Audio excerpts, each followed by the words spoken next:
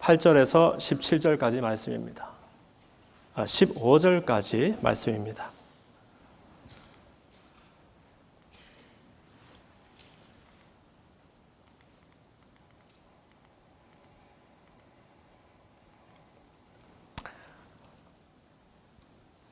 우선 본문을 함께 읽고 말씀의 은혜를 나눕시다. 한 절씩 번갈아 읽겠습니다. 무엇보다도 나는 여러분들 때문에 하나님께 감사를 드립니다. 그것은 여러분의 믿음이 온 세상에 널리 알려졌기 때문입니다.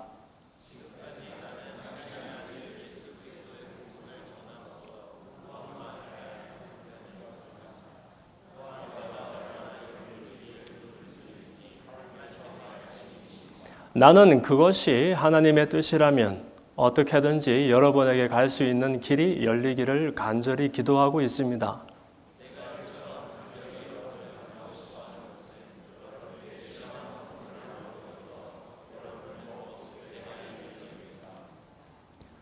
또한 여러분과 내가 믿음으로 서로 격려를 받고 싶어서입니다.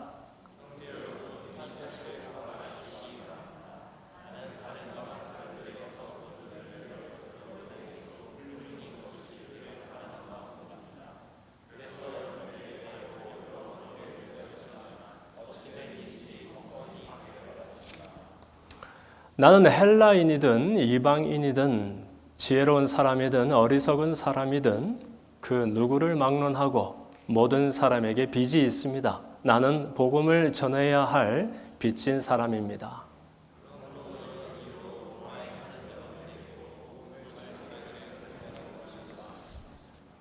아멘. 한번 따라합시다. 헬라인에게나 로마인에게나 빚진 자. 네, 이런 제목으로 하나님의 말씀의 은혜를 함께 나눕니다. 사도 바울이라는 사람이 있었지요. 예수님의 12 제자들 중에 한 사람은 아니었습니다만 마치 예수님이 특별히 숨겨놓고 아주 특별한 방법으로 준비해서 그분의 선교를 위해서 사용하려고 아주 탁월한 그런 일꾼을 미리 마련해 두셨던 것 같아요. 예수님을 한 번도 직접 대면한 적은 없었던 이 사람, 그리고 이 사람의 배경을 보면 사실 예수님을 따른다라고 상상하기 어려운, 그렇죠. 이 사람의 전 생애가 사실은 예수님을 자기가 헌신했던 유대교의 위협으로 여겼고 예수님 따르는 사람들을 어떻게 해서든지 한 사람이라도 더 붙잡아서 죽이려고 그렇게 헌신했었던 사람이었다는 거죠. 근데 이 사람이 대체 어떻게 되었길래 완전히 180도로 바뀐 생애를 살면서 예수님의 이름을 위해서라면 내가 죽는 자리에게도 나아가겠다. 그렇게 바뀌는 사람이 될 수 있었을까요? 제가 그랬죠. 이 와바시 강이 갈라지는 것이 쉽지 사람이 달라지는 것은 기적과 같은 그런 일이라고요. 이 사람의 배경을 보면 정말 당대 그 헬라 철학의 가장 최고봉의 교육을 받았던 사람이지 않습니까? 그러니까 가말리엘의 문화에서 공부했었던 사람이었고 또 랍비였고 유대 사람들에게 가장 중요한 의결 기관이었던 산헤드린의 공의회 회원이었고 그것뿐만 아니라 이 사람은 그 베냐민 지파에 속한 사람이었고 바리새인 중에 바리새인이라, 그리고 또 로마 시민권을 가지고 있었던 사람이니까 야, 이것은 뭐 학식에 있어서나 배경에 있어서나 집안에 있어서나 그리고 스테이터스에 있어서나 뭐 하나 이렇게 나무랄 데가 없는 그야말로 그 유대 사회에서 최고봉에 있던 사람이었다는 거죠. 그렇기 때문에 이 사람은 유대교에 헌신한 사람, 곧 유대의 율법과 전통이 자기의 생명과 같은 그런 사람이었고 그러나 자기가 틀림없는 진리라고 믿고 있던 그 내용에 전혀 다른 이야기, 오히려 그 사람을 올가매는 율법으로부터 사람을 살리고 해방하기 위해서 왔다라고 하는 이 예수라는 사람에 대해서 얼마나 큰 원한을 품었겠으며, 그래서 호시탐탐 예수 따르는 사람들을 잡아서 감옥에 가두고 죽이려고 덤벼들던 그런 사람이었다는 거죠. 어느 날인가 이 사람이 오늘날의 시리아에 있는 그 다마스커스, 그러니까 다마색이라고 부르는 그 동네를 그냥 그야말로 막 이렇게 혈기 등등해서 달려가던 중이었다는 거예요. 다름 아니라 거기에 예수 믿는 또 사람들이 모여 있다고 하는데 대제사장으로부터 이 사람들을 마음대로 체포할 수 있는 영장을 받아다가 그날도 달려가는 길이었다는 거죠. 그러나 한 번도 예수님을 직접 만나본 적 없던 이 사람을 예수님께서는 정말 특별하게 당신의 사역을 위해서 선교하는 일들을 위해서 예비하셨던 것 같아요. 그래서 백주대낮에 그러나 눈을 뗄 수 없는 강한 빛으로 예수님이 그 앞에 나타나시고 보이지 않는 중에 음성만 들리면서 사울아 사울아 네가 왜 나를 핍박하느냐. 네 시오니까 네가 핍박하는 예수다.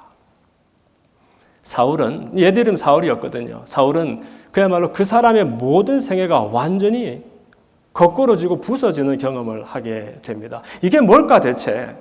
내가 평생 신념을 가지고 섬겨오던 우리의 율법과 전통이 무엇이었으며 내가 목숨 걸고 지키려고 하던 그 유대의 진리가 어떻게 아무것도 아닌 양 이 사람 앞에서 이렇게 부서지고 깨어지는가? 바울은 고백하기를 자기가 갖고 있던 모든 중요한 것들이 그냥 덜 중요해지는 정도가 아니라 마치 배설물, 똥이나 오줌처럼 그렇게 버려야 될 것들로 여겨지기 시작했다라고 말합니다.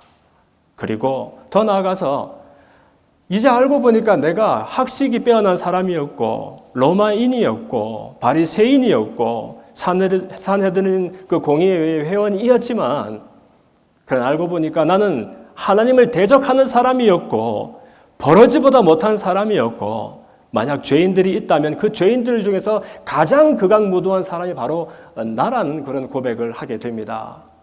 그러면서 이제 나는 죽었다. 혹시 내가 살았더라면 그것은 내가 살아는 것이 아니라 내 안에 전혀 다른 새로운 생명을 주신 예수 그리스도께서 사시는 것이다 라고 말하면서 완전히 송두리째 바뀐 그런 인생을 결단하게 되는 겁니다.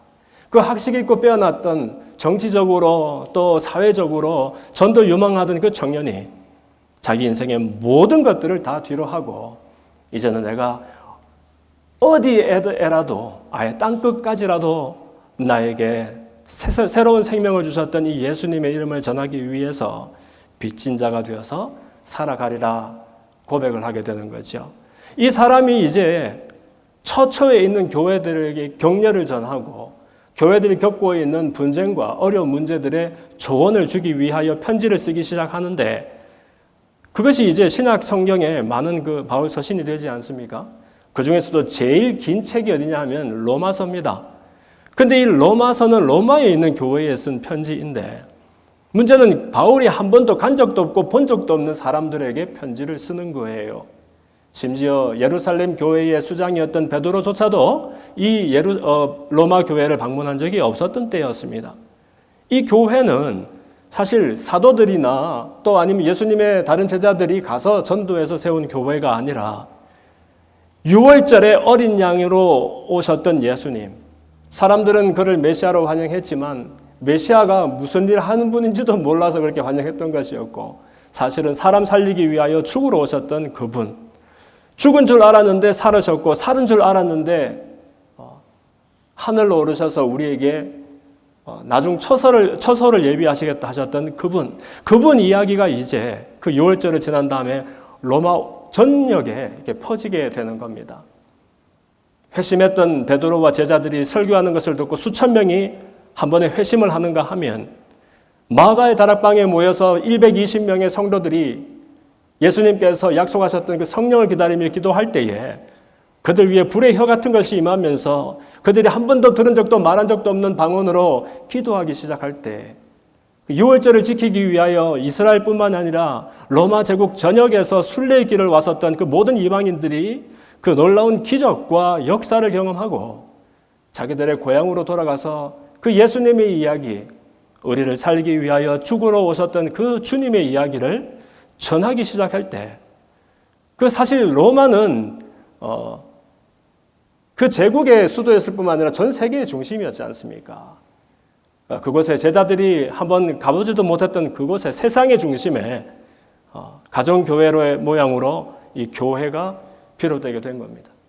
그런데 이 교회에는 처음에 이방인들과 유대 출신의 그리스도인들이 같이 이렇게 교회를 이루어서 생활을 하다가 그 글라디우스 그 황제 때였죠. 유대 사람들 이제 로마 제국 어디에도 발붙이지 못하게 하라 추방령을 내리니까 한 5년 정도 유대 사람들이 로마 제국 밖으로 쫓겨났던 적이 있었단 말이에요. 그래서 그 추방령이 지나고 나서 다시 돌아오게 되니까 이 로마 교회에 다시 한번 유대 출신 기독교인들과 이방 출신 기독교인들이 모여서 이 교회를 이렇게 이루게 되었는데 이때 이제 분쟁이 불편한 일들이 일어나게 되는 것이죠.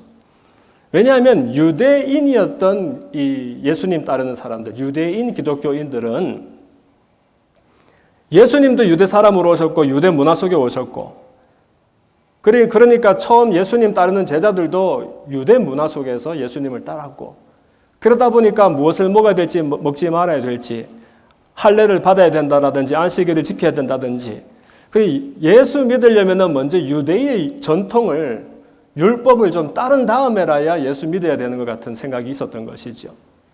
그런데 유대 출신이 아닌 헬라 출신이나 이방 출신의 기독교인 사람들은 한 번도 유대 문화를 경험해 본 적도 없고 그 다음 예수님의 말씀이 늘 너희들을 자유롭게 하겠다고 오셨다고 말씀하셨는데 자꾸 유대 사람들이 뭘 해야 된다 하지 말아야 된다 하는 것으로 올가매니까 그 속에서 이제 다툼과 분쟁이 있게 되는 거 아닙니까? 여러분, 이 믿음의 세계에서 진짜 실력은 언제 드러나느냐? 다름 아니라 나와 다름을 어떻게 다루느냐 하는 데에서 우리 믿음의 실력이 드러나는 것 같습니다. 사실 우리도 좋을 때에는 모든 것이 좋지만 나와 다른 것을 만날 때 긴장하게 되고 또 겨루고 또 다투게 되는 일들이 있습니다. 그러나 그 다른 것들은 가장 중요한 것에는 이렇게 속하는 일이 별로 없고 덜 중요하거나 안 중요하거나 하는 그런 일들도 나도 모르게 그렇게 다투고 겨루게 된다는 것이지요. 그랬을 때 이 사도 바울이 편지를 쓰는 겁니다. 이것은 이렇고 저것은 저렇고. 그래서 예수님이 이 땅에 오신 것은 의가 없는 우리들에게 그분의 의를 옷 입혀 주시려고 오셨다. 그분을 믿는 믿음으로 우리 안에 없는 의를 받아서 그것으로 우리가 의인이 된다 하는 이야기를 주어까지 썼던 것이 바로 이 로마서 편지가 되는 겁니다. 그래서 이 편지를 쭉 써가면서 오늘 본문에 보니까 1장 14절에 바울이 작정이나 한 듯이 이런 말을 합니다. 나는 헬라인에게나 이방인에게나 어리석은 자에게나 지혜로운 자에게나 모두 빚진 사람입니다. 이 얘기는 내가 나 혼자 이렇게 소중한 복음을 받아서 누릴 수가 없습니다. 나도 다른 사람에게 전해야 되겠습니다 하는 이런 거룩한 부담감 정도를 말하는 것이 아니라 바울은 실제로 자기가 정말 죄수들 중에서 죄인들 중에서 괴수였던 자기가 하나님의 손에 붙들려서 그 그리스도의 사도가 특히 이방인들을 위한 사도가 될 수 있었던 것은 그 이방인들이 있었기 때문에 오늘날에 내가 있을 수 있었다. 다름 아니라 교회는 세상이 있기 때문에 교회가 될 수 있었다. 우리가 복음을 받고 누릴 수 있었던 것은 우리가 전할 복음을 기다리고 있는 아직 복음을 듣지 못한 사람들이 있었기 때문에 우리가 먼저 받고 누릴 수 있었다 하는 것을 로마 교회에 알려주는 거예요. 그러면서 우리가 더 나아서 우리가 뭘 잘한 것이 있어서 은혜를 먼저 경험하는 것이 아니라 우리가 경험한 이 은혜야말로 이 은혜를 여전히 기다리고 있는 우리를 통해서 전해 듣기를 원하는 사람들이 있기 때문에 우리가 먼저 받아 누리는 그런 특권, 빚진 사람들로 살아가고 있는 것이다 라고 말하고 있는 것 같습니다. 오늘 이 본문에 비추어서 저는 여러분들을 한 나라로 초대를 하려고 합니다. 팬데믹이 지나고 난 다음에 여러분들 여행하는데 불편이 많아가지고 아마 자주 이렇게 많은 곳을 여행을 못 해본 것 같아요. 그렇죠? 기껏해야 이제 다른 주에 이제 방학 때문에 다른 주에 놀러 가기도 하고 하는데 오늘은 좀 더 멀리 한번 가볼까 싶은데 어떻습니까? 그래서 여러분들을 아시아로 한번 초청을 해볼까 합니다. 자, 오늘 미얀마인데요. 얼마 전에 제가 이제 미얀마에 있는 그 강제징용하는 그런 일들 때문에 또 교회가 처하고 있는 어려움을 여러분에게 소개하면서 기도 제목들을 나누어 드린 적이 있습니다. 이번 기회에 그 미얀마에 대해서 한번 같이 공부해보고 이 나라를 여행하면서 혹시 우리가 이 나라를 위해서 할 수 있는 기도는 어떤 것들이 있을까? 그리고 혹시 우리가 한 번도 가보지 않은 땅, 여기 있는 사람들에게 진 빚이라는 것이 있다면 어떤 것이 있을까 하는 것을 한번 발견해 보았으면 좋겠네요. 우선 미얀마는 요즘 힘 있거나 국제 정세에서 중요한 나라들은 주목을 받아서 잘 아는 것 같아요. 그런데 힘이 없거나 별로 중요하지 않은 나라들은 사람들이 관심이 거의 없는 것 같습니다. 그렇다고 미얀마가 되게 이렇게 작고 중요하지 않은 그런 나라는 아니에요. 이 미얀마가 사실 굉장히 큰 나라입니다. 우선 아시아에서만 해도 10번째로 큰 나라고요. 세계에서 40번째로 큰 나라입니다. 그래서 국토가 67만 8천 평방킬로라고 하니까 남한이 10만 킬로가 조금 넘거든요. 그리고 우리 인디애나 주가 10만 제곱킬로가 조금 덜 돼요. 그러니까 인디애나 주의 한 7배 정도 되는 면적이다. 굉장한 크기죠. 그리고 이 나라에는 이제 국경이 지도에 잘 보이시는지 모르겠는데 이 동남아시아에서 사실 이 많은 나라들에 둘러싸여져 있는 나라입니다. 그래서 뭐 방글라데시도 있고 부탄도 있고 또 인디아도 한쪽 조그만 부분이 이렇게 붙어 있고요. 중국, 또 라오스나 태국, 그다음에 말레이시아 일부도 이렇게 접해 있는 그래서 국경이 무려 2,185km나 되는 그런 나라고요. 그리고 남쪽에는 보면 또 바다가 있어요. 그렇죠? 이게 벵갈만인데 태평양과 또 인도양이 만나는 그 바다가 남쪽에 이렇게 만나서 해안선이 굉장히 긴 나라입니다. 해안선이 이제 한 2,000km가 조금 덜 되는 그런 길이가 되는데 이게 무슨 말인지 아십니까, 여러분? 이게 이 나라의 중요성을 의미하지요. 왜냐하면 이 중국 같은 경우 한번 보십시오. 중국은 지금 오른쪽에 사실 중국도 바다가 있다고 말은 하지만 바다가 오른쪽, 동쪽에 이렇게 위치해 있죠. 그런데 이 동쪽은 사실은 다른 나라들에 에워싸여 있습니다. 그것도 일본이나 한국이나 또 남쪽에 자기들은 이제 일국 이제를 얘기하지만 어쨌든 뭐 대만이라든지 밑에 필리핀이라든지 이런 나라들이 에워싸고 있기 때문에 대양으로 마음껏 진출하기에 어려움이 있어요. 그리고 남쪽에는 이제 동남아시아 국가들이 이렇게 인도 차이나 반도가 있고 또 서쪽으로 가면 인디아 강력한 나라가 이렇게 버티고 있기 때문에 사실 바다로 나갈 수 있는 방법이 없습니다. 만약에 제가 중국을 다스리는 사람이라면 바다로 나가기 위해서 제일 먼저 딱 핀을 집어야 되는 것이 이 미얀마가 될 거예요. 그래서 반대로 중국으로 진출하려고 했던 과거의 서구 열강들은 이 미얀마를 교두부로 해서 중국을 치러 들어갑니다. 그래서 영국 같은 나라에서는 혹은 일본에서 이 중국을 치려고 할 때에는 미얀마를 통해서 그 동쪽에 있는 뭐 운남성의 곤명이라든지 아니면 티베트 쪽으로 이렇게 진출할 수 있는 그래서 굉장히 그 열강들 사이에서 우리처럼 어려움을 많이 겪었던 그런 나라였죠. 그 요즘에 그 1대1로라는 말이 있죠. 그래서 아주 오래전에 벌써 운남성 곤명, 그 쿤미라고 합니다. 거기에서 이제 미얀마 북부 지역으로 철도가 이미 깔려 있었고, 그래서 그것을 통해서 중국의 물자들이 오가는 그런 일들이 많이 있었다고 합니다.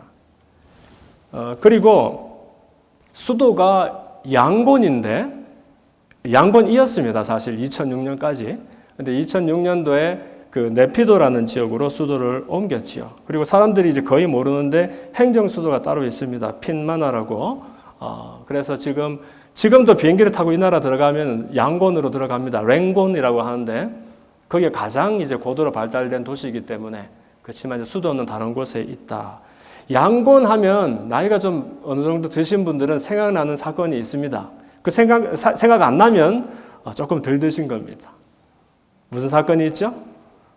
네, 아웅산 묘지 폭파 사건이라는 것이 있었습니다. 그게 1988년, 불과 얼마 전이죠.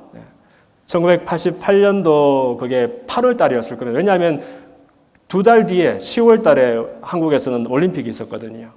그때 이제 죄송합니다. 제가 착각했습니다. 무슨 올림픽이야?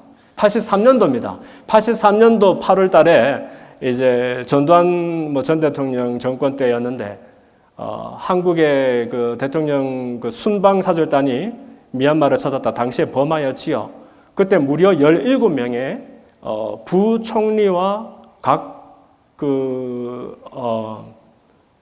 뭐라고 그러죠? 장관들, 각 부서의 장관들이 17명이나 죽는 사건이 있었습니다. 지금 그런 일이 생기면 틀림없는 전쟁이죠. 굉장한 사건이 그때 있었었는데, 그래서 이제 이 미얀마, 버마 그러면 양곤이 떠오르고 양곤에서 그런 사건이 있었죠. 근데 지금은 더 이상 수도가 아닌 걸 볼 수 있어요. 이 미얀마에는 민족이 8민족이 있습니다. 그리고 135개 부족이 있습니다. 부족은 뭐면 민족은 뭐냐 할 수 있는데, 민족은 트라이브라고 그 문화와 역사를 공유하는 그런 큰 그룹이고요. 이 부족, 피플 그룹을 얘기할 때는 언어입니다. 언어가 같으면 한 부족이 되는 겁니다. 그래서 어떤 부족 간에는 언어가 좀 유사점이 있는 경우도 있지만 전혀 다른 언어들도 굉장히 많습니다. 그래서 135개의 부족이 있는 그런 다양성이 있는 나라다. 그래서 8개의 민족이라고 하지만 사실은 버마족이 68%니까 주류를 이루고요. 나머지는 이제 친, 카친, 커인, 카야, 몬, 샨, 하나 더 있는데, 라카인이 있습니다. 라카인 해서 도합 7개의 소수부족이 있고, 그리고 가운데에 이제 버마족이 주를 이루죠. 그래서 방금 말씀드렸던 7개의 소수부족들은 자기들 자치주가 있습니다.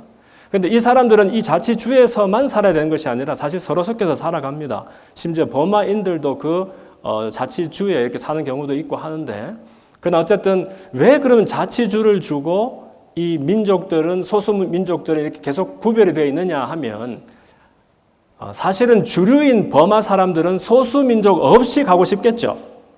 그렇죠? 자기 나라를 그냥 버마 사람들의 나라로 하고 싶을 거예요.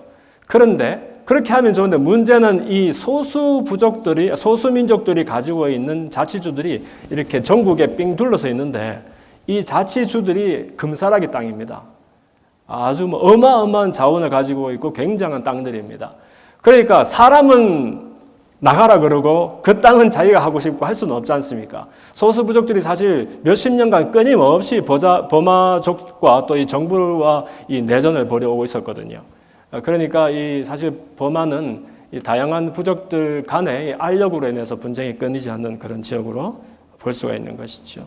그런데 이제 미얀마 같은 경우에, 이 버마 같은 경우에, 이 왕조가 버간 왕조, 따웅우 왕조, 꼼바웅 왕조, 이렇게 역대 왕조들이 큰 것이 3개 있었습니다. 거의 동남아시아 전역을 이렇게 군림하던 그런 큰 패권이었는데, 그러다 보니까 꼼바웅 왕조 때 정도 되면은 이제 세력이 점점 서진을 합니다.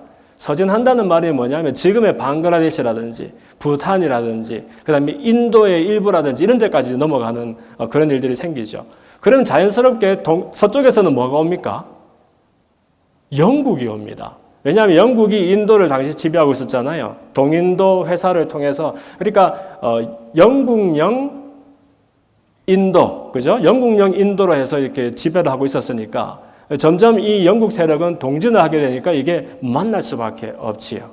그래서 사실 그러면은 영국이 쉽게 먹었겠네요 하는데 그렇지 않고, 사실 영국이 이 식민 지배하는 데 있어서 전쟁을 벌였던 것 중에서 가장 많은 돈과 희생을 치르고 해서 오랜 기간 동안 고생을 했어야 됐었던 것이 앵글로 버미스 월입니다. 그래서 무려 3차례 거의 한 60여 년간 계속해서 전쟁을 쳤는데, 그러다가 이제 1886년에 그 해에 이제 버마가 영국의 손을 들고 영국령 버마 이렇게 복속이 되어버리죠. 그때로부터 이제 남의 나라 지배 속에 살아가다가 그것이 좀 나아진 것이 1930년대 정도 되는 겁니다. 그때 이제 서구 열강이 힘이 줄어들고 그러니까 영국으로부터 독립을 잠깐 한 적이 있었는데 그러다가 이제 동남아가 역사가 비슷하죠. 뭐 한국을 포함해서. 그러면 1940년도에 무슨 일이 생깁니까? 그때부터 이제 일본이 2차 대전에 참전을 하게 됩니다. 그래서 이 일본이 뭐 한국이나 이 주변국뿐만 아니라 동남아 전역을 다 침략을 했었던 거 알고 있습니까? 이 버마까지도 와서 이 버마를 삼켜버립니다. 그런데 이때의 이 버마 안에서는 사실은 우리가 영국으로부터 독립을 해야 된다. 아니 일본으로부터 독립을 해야 된다. 뭐 이런 혼란들이 좀 있었어요. 그래서 처음에는 서구가 나쁜 놈들이에요. 왜냐하면 이제 일본에서는 대동아 공영권이라는 이야기를 했었거든요. 야, 우리 아시아 다 같은 아시아 아니야. 우리를 위해서 지금 이러는 것이 아니라 너희들을 서구로부터 해방해 주려고 지금 하는 거야. 하면서 이제 힘을 합해서 서구를 몰아내자. 이런 이야기를 하니까 처음에는 일본 측에 붙어서 영국과 연합군을 상대로 전쟁을 하다가 나중에 이제 일본군의 만행에 좀 이제 회의를 느껴서 다시 연합군 측에 붙어서 일본과 싸우는. 그래서 1948년도 1월이 되면 우리는 1948년 8월에 한국이 해방을 하죠. 그런데 우리보다 7개월 앞서서 1월 달에 이제 일본으로부터 독립을 하는 그런 일이 있었습니다. 그러나 그것이 끝이 아니고 그 이후로부터 계속 이 나라는 전국이 불안정한 그런 경험 속에서 살아야 됐었습니다. 처음에 이 버마 연방이라는 이름으로 나라를 독립을 시키고 우누라는 사람이 총리를 했는데 아까 말씀드린 것처럼 소수민족의 어떤 그 갈등 그리고 정치적으로 불안한 것 그리고 큰 나라들이 계속해서 자기들이 삼키지는 않더라도 이 나라가 독립하고 튼튼하기를 좋아하는 나라들이 없었어요. 왜냐하면 이 나라에 심지어 석유도 많고 천연 가스도 많고 제가 신학교 총장을 할 때는 그 학생들 중에서 아버지 뭐 하시노? 이랬더니 아버지 조그마한 광산업을 하십니다.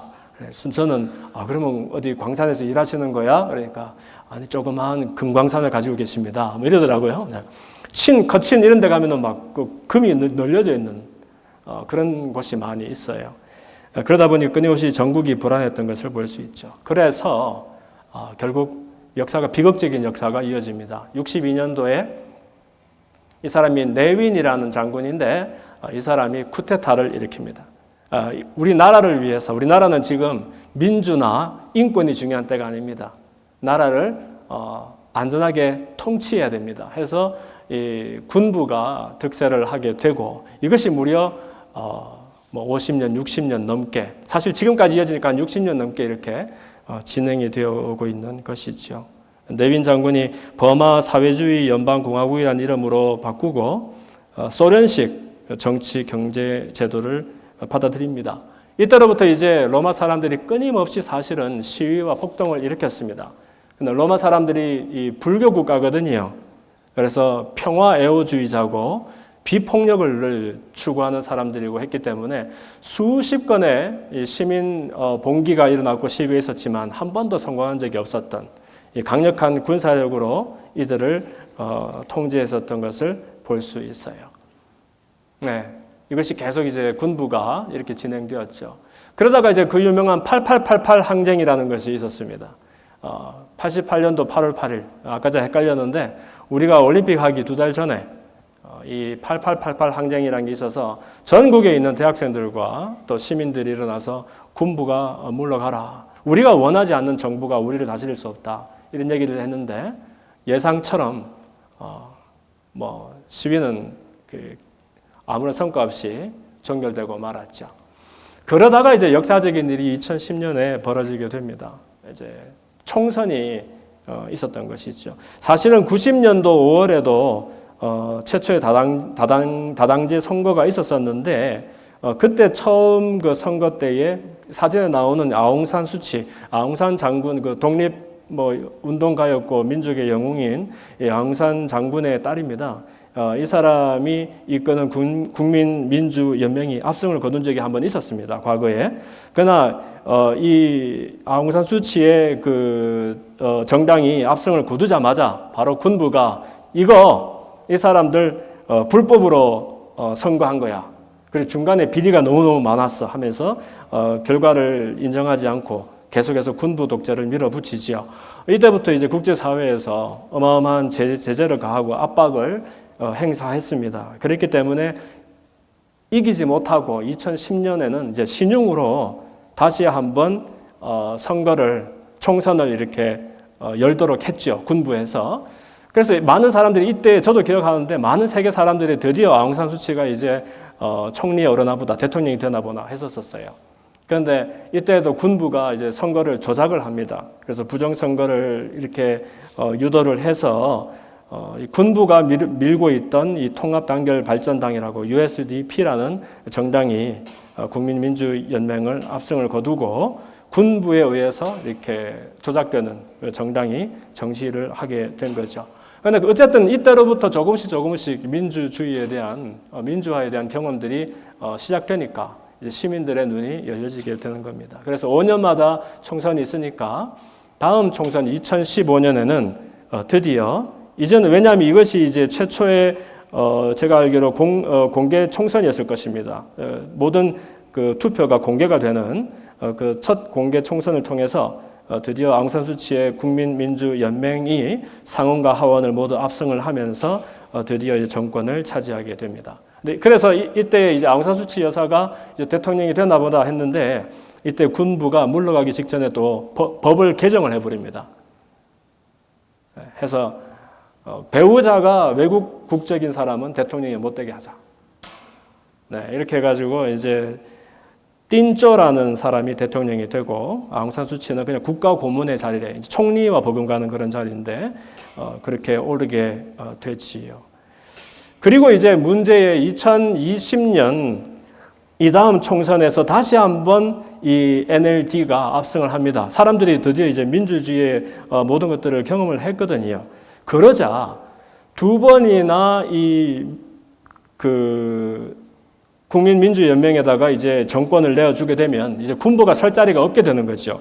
그래서 2020년에 총선이 일어나고 2021년 2월 1일이 그 정부가 출범하는 날인데 그 출범하는 그날 아침에 충격적인 사건이 벌어지게 됩니다.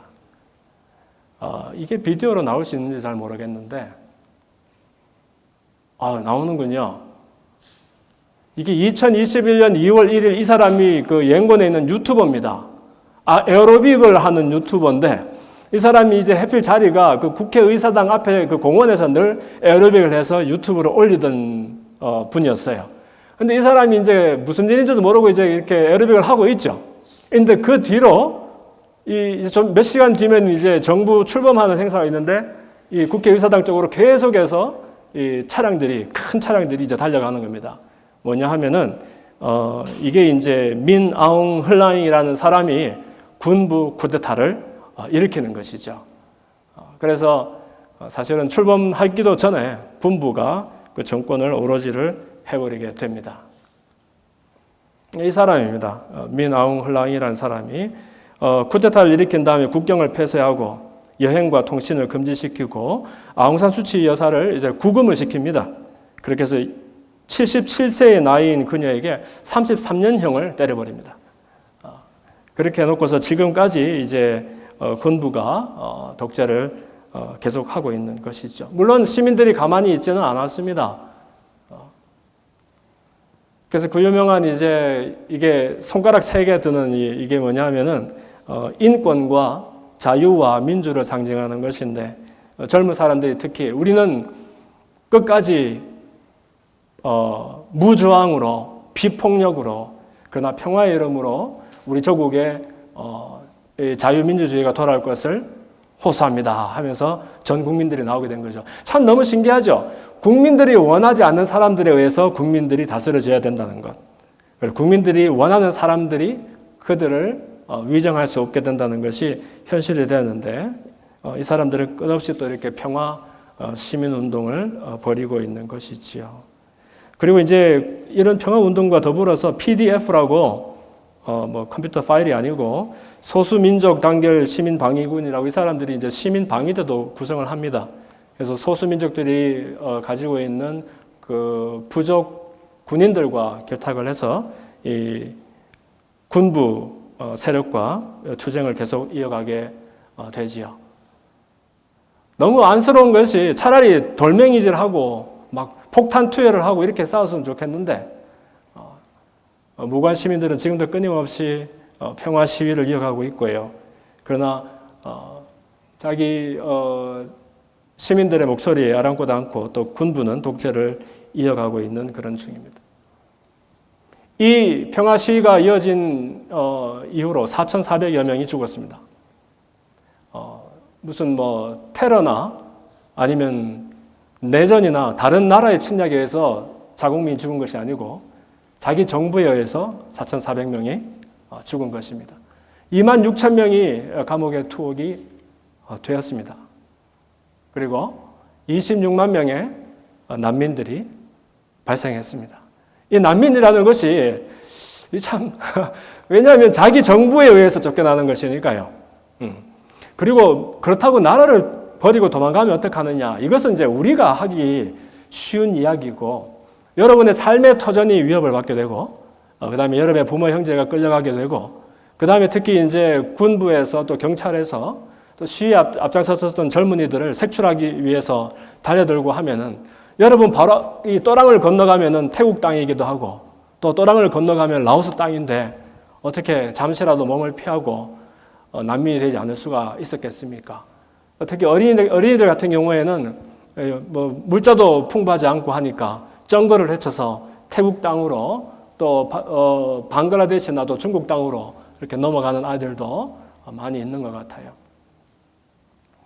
그래서 배를 이렇게 동원해서 강을 건너기도 하고 또 지금도 많은 사람들이 미국에까지 오고 있죠. 사실 난민의 신분으로 이렇게 자유를 찾아서 이렇게 난민이 되어서 오는 것을 볼 수 있습니다.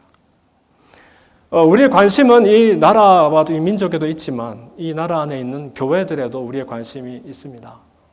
지금도 많은 교회들이 여전히 그곳에서 자리를 지키면서 그곳에 있는 기독교인들이 이 민족과 또 나라를 위해서 기도하고 또 작은 횃불이 되어줄 것을 위해서 수고하고 있습니다. 특히 젊은 세대들에게 믿음을 가르치고 또 젊은 세대들에게 정의가 무엇인지 가르쳐서 중요한 것을 위해서는 대가를 지불할 수 있는 그런 사람들로 훈련하기 위해서 애를 쓰고 있지요. 그리고 미얀마를 방문할 때마다 제가 그게 작년이었습니까? 미얀마를 방문할 때마다 여러분 느끼시겠지만 그들의 예배가 얼마나 뜨겁고 정말 간절한 것인지 참 우리의 마음을 울릴 때가 너무 많이 있습니다. 그 남녀노유 없이 약속이나 한 듯이 왜냐하면 이제 그들에게는 예배의 자리라는 것이 어떤 여백이 아니거든요. 엑스트라. 그 해도 되고 안 돼도 되고 하면 좀 좋은 그 정도의 어떤 즐거움이 아니라 정말 할 수 있는 것이 없어서 기대고 의지할 데가 없어서 하나님을 부르짖을 수밖에 없는 그 현실 속에서 드리는 것이 예배요 기도라는 것이에요. 그래서 이 젊은이들이 기도하고 찬양하고 하는 것이 보면은 찬양을 할 때는 부르는 게 노래인데 노래를 부르는 게 아니라 무슨 비장한 정말 비장한 뭔가를 속에서부터 막 토해내는 것 같은 그런 찬양을 많이 보게 되는 거 있죠. 그리고 이제 어린아이들, 특히 소수 부족에 있는 어린아이들은 이제 얼굴이 이상한데 여러분 이게 이상한 게 아니고 이게 다나카라고 이 미얀마 풍습입니다. 그래서 이 고운 황토 같은 것인데 이걸 바르면 선블락도 되고 피부 미용에도 좋고 하기 때문에 특히 어린애들하고 여자분들이 많이 바르는데 어쨌든 이 아이들이 사실은 고아 아닌 고아된 애들이 전국에 너무너무 많은 거예요. 부모님이 케어하지 못하는 아이들, 또 자기 고향을 잃어버린 아이들, 실제로 한 빌리지 하나가 그냥 하루아침에 없어져 버리기도 하고 하니까 그래서 이 아이들을 이렇게 데려다가 믿음 가운데서 돌보고 또 먹이고 씻기고 입히고 하는 이런 일들을 교회가 아니면 할 수가 없는 그런 지경인 것 같아요.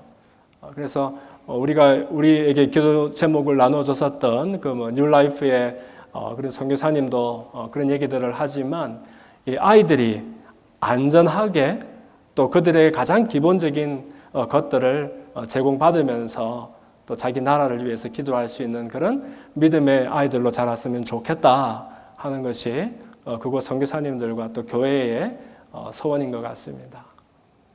그리고 이건 이제 또 소수 부족들 빌리지를 가게 되면 그곳마다 젊은이들이 참 많죠. 젊은이들이 많다는 것은 참 큰 소망인 것 같아요. 이 사람들이 늘 예배 자리를 지키고 있고요. 정말 어떨 때 너무 부끄러워요. 우리에게 예배는 정말 그냥 하면 더 좋은 것이고 감사인데 이 사람들에게는 마치 생존을 위해서 할 수 있는 가장 중요한 일처럼 보이니까 우리에게 참 전하는 메시지가 많이 있는 것 같습니다. 그리고 그런 가운데서도 배움은 계속 되어야 하잖아요. 그래서 정상적인 공교육이 자리를 못 지키니까 교회나 또 선교센터나 이런 것들을 통해서 또 이렇게 교육하는 일들이 계속 이어지고 있는 것 같습니다. 저는 이 시를 읽고서 한번 마무리를 해볼까 합니다. 마르틴 니멜러라는 목회자이자 루터란 목사님이셨죠. 그리고 신학자인데 이 사람이 유죄선언이라는 그 책에서 쓴 시가 있습니다. 그들, 이 나치를 말하죠. 그들이 처음 공산주의자들에게 왔을 때 나는 침묵했다. 왜? 나는 공산주의자가 아니었기 때문에. 그들이 사회민주당원들에게 왔을 때 나는 침묵했다. 왜? 나는 사회민주당원이 아니었기 때문에. 그들이 노동조합 회원들에게 왔을 때 나는 침묵했다. 나는 노동조합원이 아니었기 때문에. 그들이 유대인들을 덮쳤을 때에 나는 침묵했다. 왜? 나는 유대인이 아니었기 때문에. 그러나 그들이 내게로 왔을 때 그때는 더 이상 나를 위해서 말해줄 리가 아무도 남아있지 않았다. 라고 자기 스스로에게 guilty, 유죄를 선언하는 그런 시입니다. 우리가 모든 사람들이 서로가 서로에게 보내어졌다라면 또 우리가 사실은 내가 그리스도인이 되었고 하나님의 터무니없는 짝사랑을 받고 예수 그리스도의 참 이해되지 아니하는 은혜를 먼저 입은 사람이라면 그것은 나에게 무슨 공로가 있거나 자격이 있어서가 아니라 하나님이 빚으로 데스로 나에게 주신 것이다.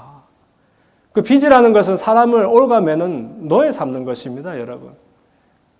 은행에서 빚을 얻으면 그것으로 내가 뭘 물건 막 사고 좋은 것 같지만 반드시 갚아서 돌려주기 전에는 나에게 올무가 되는 것이잖아요. 그것은 내가 그 빚을 갚도록 보내어진 사람이라는 이야기도 되는 것 같아요. 내가 만나본 적도 없는 바울이 그랬습니다. 가본 적도 없고 만나본 적도 없는 로마 교회의 교인들을 향하여 그 교회를 권면하면서 그러나 나는 심지어 여러분들에게도 헬라인들에게도 이방인에게도 복음의 빚을 지고 있는 사람입니다. 라고 말했던 것을 보면 우리가 정말 우리의 기도를 필요로 하는 것이 얼마나 많은지 또 우리의 도움을 기다리고 있는 것이 얼마나 많은지 생각해 보게 된다라고 믿습니다. 그래서 하나님은 선교의 하나님이시고 선교는 하나님의 선교입니다. 그리고 교회의 많은 일 중에 하나가 선교하는 것이 아니고 선교 때문에 존재하는 것이 교회입니다. 사도라는 이름 자체가 원래 그런 겁니다. 사도는 보냄을 받은 사람들이라는 말입니다. 어파슬 그러면 아포스톨로스라는 그 헬라 말에서 온 것인데 보냄을 받았다라는 의미입니다. 우리가 펄두 제자교회 그리스도의 제자들이라고 말한다는 것은 우리가 내가 정한 어떤 목적이 아니라 그리스도께서 갖고 계시는 특별한 이유를 위해서 보냄을 받은 사람들이라는 것을 기억하게 되기를 바랍니다. 오늘은 종료주일입니다. 예수님이 예루살렘 성에 입성하시고 드디어 세상 모든 사람들의 구세주가 되시는 그런 역사적인 사건이 일어나는 때입니다. 사람들은 다윗의 자손으로 오시는 이여라고 칭찬했기 때문에 메시아로 오시는 것을 어렴풋이 알았던 것 같습니다. 그러나 메시아의 의미는 그분이 하셔야 될 일들에 대해서는 전혀 이해가 없었던 것 같습니다. 종려나무를 흔들면서 호산나 다윗의 자손이여 흥분해서 외쳤지만 이분이 경험하셔야 했던 고난에 대해서는 별로 아이디어가 없었나 봅니다. 주님께서 영광의 주님이 되시기 위해서는 먼저 우리를 위해서 고난의 주님이 되어 주셔야 했다는 사실을 말이지요. 그래서 종려주일은 이런 정말 승리적인 예수님의 입성을 기념하는 것과 동시에 오늘부터 시작되는 고난주간의 첫날이기도 합니다. 저와 여러분이 한 주간 나를 위해서 경험하신 예수님의 십자가, 그분이 감당하셔야 됐던 나를 위한 그 고난의 길, 함께 묵상을 하면서 뜻깊은 시간을 가졌으면 좋겠고요. 그러면 나도 똑같이 예수님을 따라서 내가 보내어지는 자리는 어디며 보내어지는 사람들은 어딜까?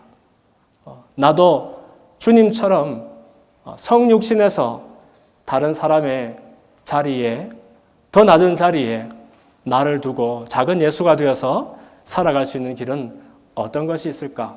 살펴보는 그런 한 주가 되었으면 좋겠습니다. 다 같이 자리에서 일어납시다. 우리 짧게나마 기도하고 예배를 마칩시다.